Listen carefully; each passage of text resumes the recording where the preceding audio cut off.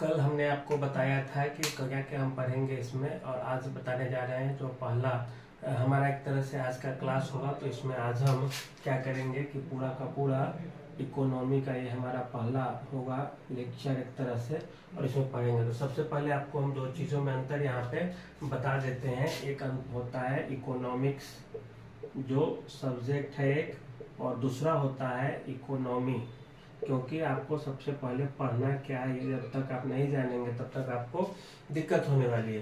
तो इकोनॉमिक्स जान जाइए आप कि इकोनॉमिक्स एक बहुत ही वास्ट है। इसका एरिया इतना ज़्यादा है कि आप सामान्य अध्ययन के रूप में इसे नहीं पढ़ सकते। परीक्षाओं में आपसे क्या होता है, लिखा होता है सामान्य अध्ययन, विशेष अध्ययन नहीं।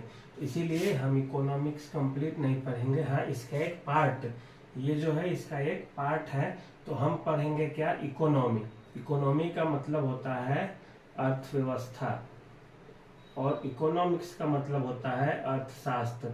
अर्थशास्त्र मतलब इसको डिटेल में पढ़ना है, जिसमें आपको बहुत सारे सेगमेंट आ जाएंगे, मैथ्स आ जाएंगे, पाई चार्ट पढ़ना होगा, डीआई वगैरह बहुत चीज़ होता है इसमें, वो आ जाएगा। लेकिन हमें क्या पढ़ना है, तो अर्थव्यवस्था हमें पढ़नी है। तो इस चीज़ का हमें सबसे पहले ख्याल रखना है। अर्थशास्त्र में तो बहुत सी चीज़ें हैं, तो वो सब आप क्यों जानेंगे। अर्थव्यवस्था का मतलब हो गया कि एक देश की जो सामान्य जो बोलचाल की चीज़ें हैं, जैसे जीडीपी, एनएनपी क्या होता है, उसके बाद मार्केट क्या होता है, इसके बाद शेयर क्या है, शेयर मार्केट क्या है, बैंकिंग कैसे चलती है, ये सब चीज़ों का, इस सब चीज़ों में आपको एक चीज़ ध्यान रखना है कि आपको केवल बेसिक्स पढ़ना है। और बेसिक्स हम भी यहाँ पे बेसिक्स बताएंगे आपको, जिससे कि आपको कम से कम समझने के स्तर पे दिक्कत नहीं हो। तो हम क्या पढ़ेंगे यहाँ पे, तो इकोनॉमी पढ़ेंगे। अब बोला जाए फादर ऑफ इकोनॉमिक्स कौन से हैं, तो फादर ऑफ इकोनॉमिक्स है एडम स्मिथ को बोला जाता है, एडम स्मिथ। और ये एग्जाम में पूछे जाते हैं, तो आप याद रखेंगे कि एडम स्मिथ जो है वो फादर ऑफ इकोनॉमी है। और इसके अलावा क्या बोला जाता है, एक इनकी एक बहुत अच्छी बुक है wealth of nation. Wealth of nation ये भी पूछा जाता है परीक्षाओं में। वेल्थ ऑफ नेशन के राइटर कौन है, तो वेल्थ ऑफ नेशन के राइटर है एडम स्मिथ। ये आप याद रखेंगे हमेशा। तो ये दो प्रश्न आपको हम पढ़ाएंगे भी इसी तरह से, जो जो एग्जाम्स में आपको पूछे जाते हैं जिस तरह के, उस स्तर पे ले जाके आपको हम यहाँ पे एक एक क्वेश्चन करा देंगे। जो जो बीच में आएंगे, जहाँ पे लगेगा कि ये अच्छा है, तो आप देख लिए father of economics Adam Smith. और एडम स्मिथ की एक कौन सी पुस्तक है, तो वेल्थ ऑफ नेशन। ये कई बार एग्जाम्स में पूछे जा चुके हैं, आगे भी पूछे जाते रहेंगे। अब देखिए इसमें क्या होता है, एक होता है इकोनॉमिक्स को अब दो भागों में बांटा गया है। एक होता है माइक्रो इकोनॉमिक्स, कल भी बताए थे हम, और जो नहीं देखे होंगे वो जाके पीछे से देख लीजिएगा। एक होता है माइक्रो इकोनॉमिक्स और दूसरा होता है macro economics. Macro economics, micro में क्या होता है, माइक्रो में ये होता है जैसे कोई स्कीम बनी, कोई चीज है इकोनॉमिक्स का, कोई टॉपिक है, कोई सब्जेक्ट है, उसका इंडिविजुअल अर्थात व्यक्ति के ऊपर क्या प्रभाव पड़ता है उस चीज का, कोई एक छोटी संस्था है उसके ऊपर क्या इफेक्ट पड़ेगा उस स्कीम का, इस चीज को जब हम अध्ययन करने लगे, एक एक डाटा को देखने लगे, तो हो जाता है वो माइक्रो इकोनॉमिक्स का एक पार्ट हो जाता है। तो एडम स्मिथ जिसकी अभी हम चर्चा की है, वेल्थ ऑफ नेशन जिनकी पुस्तक है, तो उनके बारे में बोला जाता है कि वे इसी इकोनॉमिक्स को ज़्यादा महत्व देते थे। तो उनका जो संबंध है एडम स्मिथ का, वो इसी इकोनॉमिक्स से रहा। दूसरी हमें क्या पढ़ना है, तो हमें ये नहीं पढ़ना है माइक्रो इकोनॉमिक्स, क्योंकि हम आरबीआई के गवर्नर नहीं है और नहीं उसके मेंबर हैं। तो हमें बस बेसिक साथ देखना है कि हमें क्या जरूरी है। तो हम इसमें क्या पढ़ेंगे, जीडीपी पढ़ेंगे, इनकम क्या होता है, इसके अलावा कुछ कुछ ग्राफ होते हैं, कुछ इंडेक्स होते हैं, वो सब हम यहाँ पे पढ़ेंगे। इंडेक्स पढ़ेंगे, अब जैसे कुछ कर्व पढ़ना होगा आपको, लॉरेंज कर्व क्या होता है, गिनी कोएफिशिएंट क्या होता है, तो वो सब आपको हम यहाँ पे जो काम की चीजें है वही बताएंगे। इसके साथ ही साथ बहुत सी चीजें ऐसी है जिसको लेकर इम्पोर्टेंट बताया जाता है, तो उन सब चीजों को हम आपको क्लास में ही बोलते बोलते याद करा देंगे बहुत सी चीजें। इसके लिए बस आप केवल लेक्चर देखते जाइए और इसमें लिखने वाली कोई चीज है नहीं, ये हमेशा ध्यान रखिए।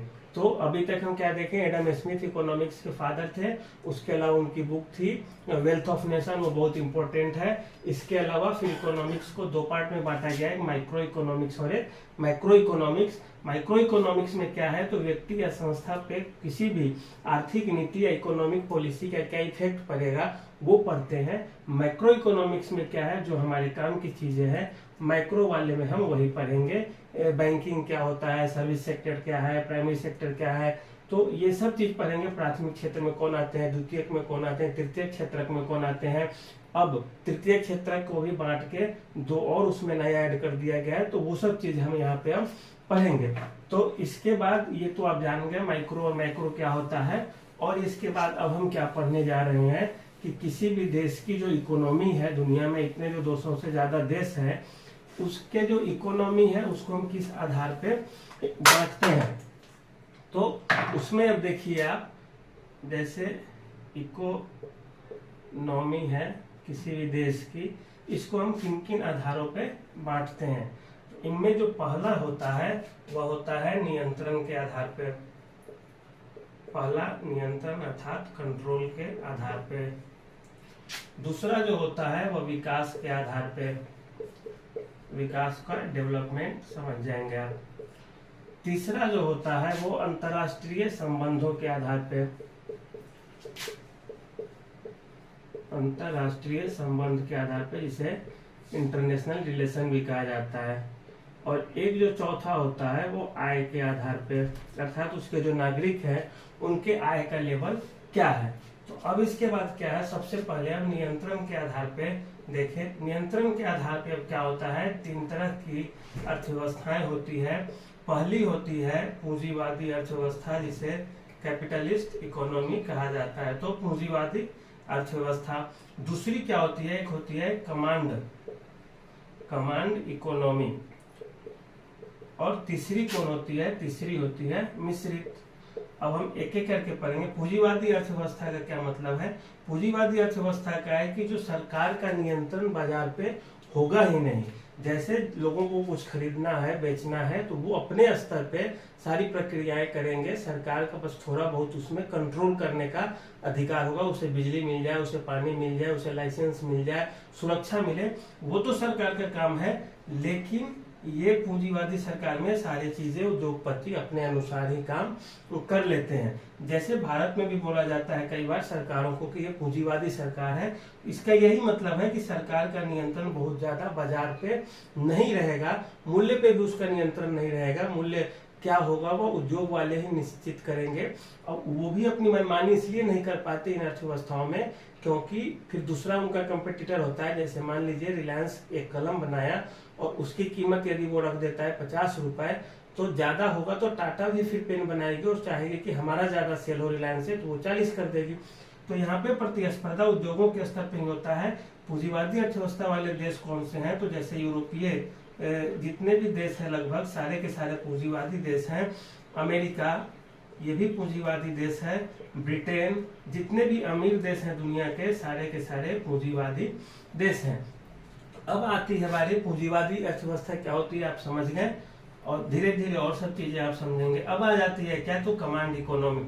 अब देखिए कमांड इकोनॉमी किसे कहा जाता है, तो कमांड इकोनॉमी का मतलब होता है कि सरकार का नियंत्रण है अर्थव्यवस्था पे।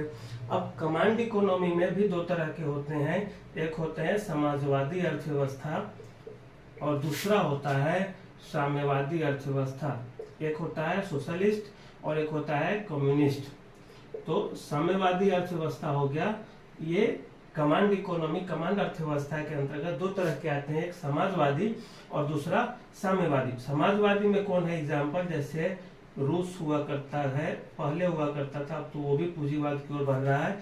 तो समाजवादी जो अर्थव्यवस्था है उसमें रूस आ गया। साम्यवादी में कौन है, तो चाइना है, चीन है, क्यूबा है समाजवादी अर्थव्यवस्था में। जैसे पहले इंडिया भी था समाजवादी में ही 1991 से पहले, लेकिन यहाँ भी अब ओपन पॉलिसी अपनाई जाने लगी कुछ हद तक, तो ये इसके धारा से निकल के अब दूसरे जगह पहुंच गया। तो समाजवादी में क्या होता है, समाजवादी में होता है कि जो भी उत्पादन के जो साधन होंगे जैसे फैक्ट्री वगैरह है तो उन सब पे सरकार का नियंत्रण होगा। जो बड़े बड़े उद्योग होंगे वो पूरे के पूरे सरकार के ही होंगे। निजी संपत्ति की एक सीमा होती है, जैसे एक व्यक्ति 4 लाख तक या 5 लाख तक ही रख सकता है। इस चीज का ध्यान रखा जाता है। समाजवादी अर्थव्यवस्था में सरकार का नियंत्रण पूरा होगा। जैसे लोहा की कंपनी है तो सरकारी होगी, कारीगर उसमें सरकार के होंगे, कीमत क्या होगा सरकार जानेगी।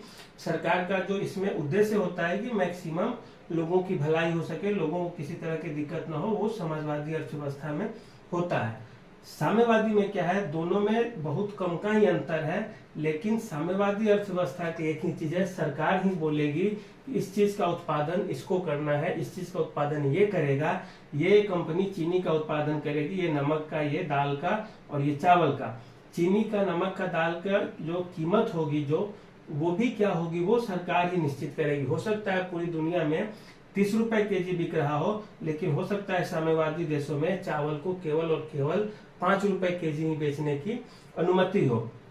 तो ये हो गई साम्यवादी अर्थव्यवस्था में क्या होता है। तो चीन हो गया, क्यूबा हो गया, तो यहाँ पे क्या है कि मूल्यों के स्तर पे ज्यादा से ज्यादा नियंत्रण है, किसका है, तो सरकार का है। तो ये हो गई साम्यवादी अर्थव्यवस्था, यहाँ पे निजी कुछ नहीं होता है। अब हो गया क्या मिश्रित, जहाँ पे जैसे पूंजीवादी भी हो और समाजवादी भी हो। कुछ कुछ मामलों में आप कंपनी स्थापित भी कर सकते हैं और कुछ कुछ मामलों में कंपनी आप स्थापित नहीं कर सकते, सरकारी ही होगी।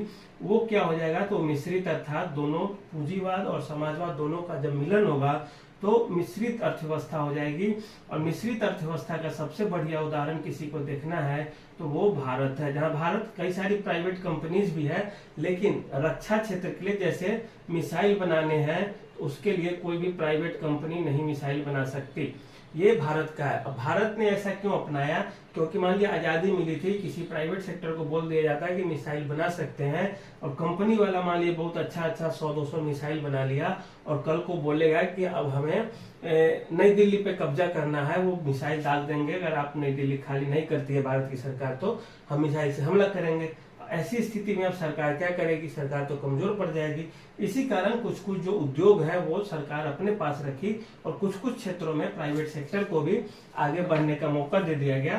तो ये हो गया एक तरह से मिश्रित अर्थव्यवस्था। तो अब तक आप समझ गए इसमें क्या क्या होता है। अब इसके बाद आपको जो देखना है वो ये देखना है मेनली कि नियंत्रण के आधार पे तो समझ गए पूंजीवादी, कमांड इकोनॉमी और मिश्रित अर्थव्यवस्था। फिर कमांड इकोनॉमी में आप देख चुके हैं कि समाजवादी अर्थव्यवस्था होता है और एक होता है साम्यवादी अर्थव्यवस्था। तो यहाँ तक तो आप समझ गए। अब विकास के स्तर पे हम देखते हैं, यदि दिक्कत हो तो आप फिर से थोड़ा सा बैक कर लीजिएगा और फिर उसके बाद देख सकते हैं। अब है विकास के स्तर पे। विकास के स्तर पे भी 3 तरह की अर्थव्यवस्थाएं होती है। एक होती है विकसित अर्थव्यवस्थाएं, जिसे आप डेवलप्ड कंट्री कहते हैं, विकसित अर्थव्यवस्था। दूसरी होती है इसमें से विकासशील अर्थव्यवस्था और तीसरी होती है अल्प विकसित।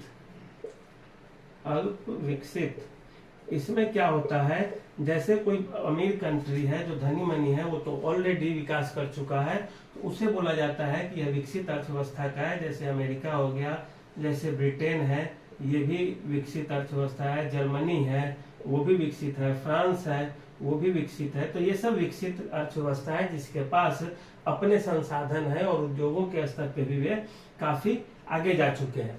अब होता है एक दूसरा क्या कि जो विकासशील अर्थव्यवस्था है उसको हम क्या करें। विकासशील का मतलब है कि यह विकसित तो नहीं है और न ही बहुत कम विकसित है, ये अभी विकास कर ही रहा है और आगे विकसित होने की कगार पे है। इसमें कौन हो जाएगा, तो इसमें भारत हो जाएगा। चीन भी अभी विकासशील ही है, विकसित नहीं हुआ है। और जैसे बांग्लादेश है ये भी अभी विकासशील है। तो इस तरह के जो देश है वो विकासशील की श्रेणी में आते हैं। अल्प विकसित मतलब जैसे अब सूडान हो गया, जैसे सीरिया है, जैसे इराक है, यहाँ पे आतंकवाद, अफगानिस्तान हो गया। ये सब जो छोटे छोटे देश है जिनका भी भविष्य में भी, निकट भविष्य में भी विकसित होने की संभावना बहुत कम है और वे विकासशील देशों से भी पीछे चल रहे हैं। तो उसमें हाँ एक ब्राजील भी, भारत है, चीन है, ब्राजील को भी आप याद रखेंगे, कई बार पूछ दिया जाता है ब्राजील कैसा देश है, विकासशील है, विकसित है, विकसित है। तो ब्राजील भी विकासशील देश है। तो अल्प विकसित भी आप समझ गए, जो काफी गरीब है, विकासशील जो न गरीब है न अमीर है, बीच वाले हैं, विकसित अर्थात जो मतलब विकास के नए आयामों को प्राप्त कर चुके हैं। अब इसके बाद एक है बचता है जो अंतर्राष्ट्रीय संबंधों के आधार पे। तो अंतर्राष्ट्रीय संबंधों के आधार पे जब बात की जाएगी तो इसमें आप देखेंगे कि इसके आधार पे दो तरह की अर्थव्यवस्थाएं आती है। एक होती है क्लोज्ड इकोनॉमी बंद अर्थव्यवस्था, और दूसरी आती है ओपन इकोनॉमी,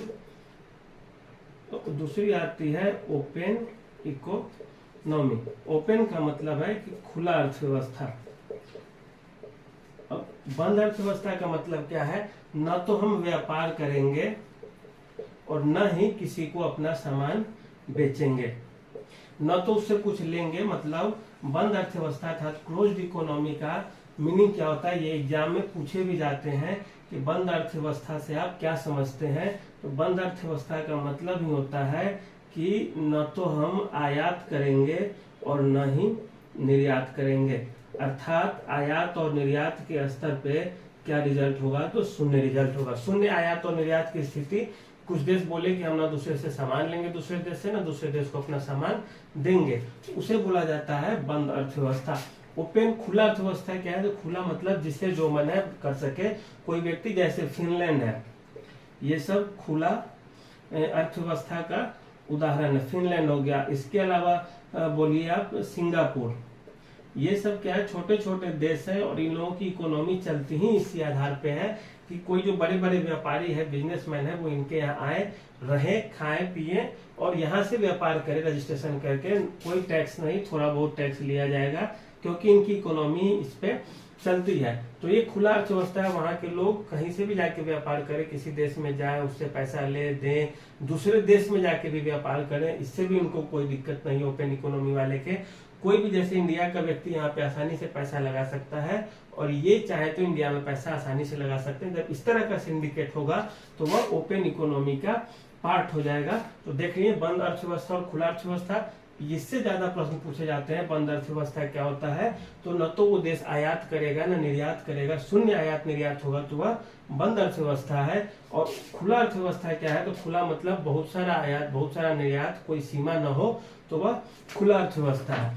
अब एक बचता है चौथा, हमारा चौथा बच गया कि आय के आधार पे किस तरह से बांटे जाते हैं अर्थव्यवस्था को। तो आय के आधार पे हम जब देखेंगे तो पाएंगे जैसे आय के आधार पे भी तीन तरह के होते हैं। एक होता है निम्न आय वर्ग, लोअर इनकम ग्रुप जिसे बोला जाता है, एक होता है मध्यम आय वर्ग, और तीसरा होता है इसमें से उच्च आय वर्ग,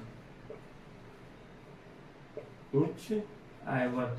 अब निम्न आय वर्ग मतलब क्या है कि उनकी जो प्रति व्यक्ति आमदनी है उस देश के नागरिकों की, ये पर कैपिटा इनकम जिसे बोला जाता है, प्रति व्यक्ति आमदनी बहुत कम है तो वह निम्न आय वर्ग है।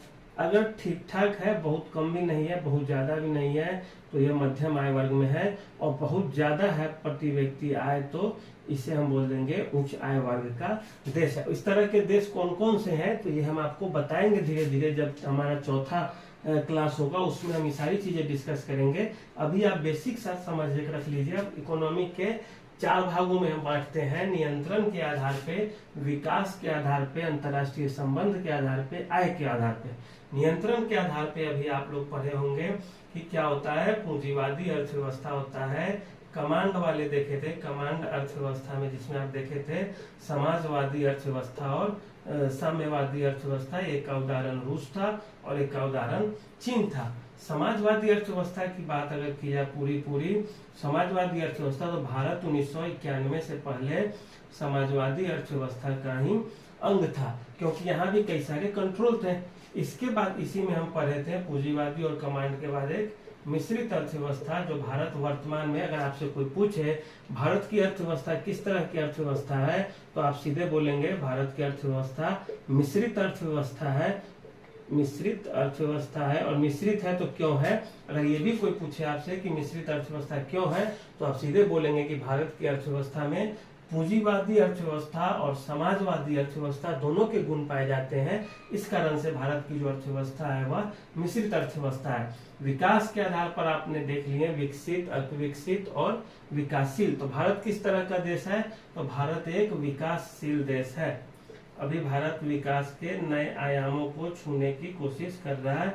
भारत क्या है? यहाँ विकास के आधार पर अगर पूछा जाए तो बोलेंगे भारत विकासशील है। नियंत्रण के आधार पर पूछा जाए तो बोलेंगे मिश्रित अर्थव्यवस्था है। अंतरराष्ट्रीय संबंधों के आधार पर पूछे, जिसमें हम खुला अर्थव्यवस्था और बंद अर्थव्यवस्था देखे थे, तो आप सीधे सीधे आप 1 सेकेंड में बोल दीजिएगा कि इस आधार पर भारत की जो अर्थव्यवस्था है वह खुली अर्थव्यवस्था है। हम आयात भी करते हैं, निर्यात भी करते हैं, खुली अर्थव्यवस्था है।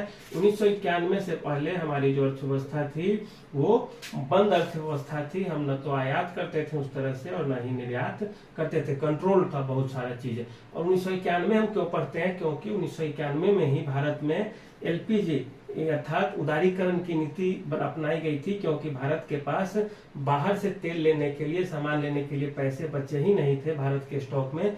फिर जाके हमने 1991 में LPG लिबरलाइजेशन, प्राइवेटाइजेशन और ग्लोबलाइजेशन किए थे, जिसमें क्या हुआ था कि फिर विदेशों से पैसे आने लगे, फिर हमारी अर्थव्यवस्था थोड़ी खुली हुई और निवेश होने लगा हमारे देश में। उदारीकरण की इसको बात किया जाता है कि उसको लिबरलाइज किए, उसके बाद प्राइवेटाइज किए और ग्लोबलाइज किए। इसमें क्या हुआ था कि कुछ चीजों को हम छूट दिए, कुछ चीजों का निजीकरण किए, कुछ चीजों का वैश्वीकरण कर दिए। तो इसीलिए 1991 में हमारे इकोनॉमिक्स में काफी महत्वपूर्ण है, इसे हम बाद में पढ़ेंगे भी। इसके बाद एक आ जाता है आय वर्ग के आधार पर देख लिए, निम्न आय वर्ग, मध्यम आय वर्ग, उच्च आय वर्ग। तो ये 3 स्तर पे हो गया। तो इसमें भी आपको कोई दिक्कत नहीं है। तो आप समझ गए होंगे कि इकोनॉमी को 4 आधार पे हम देखा करते हैं।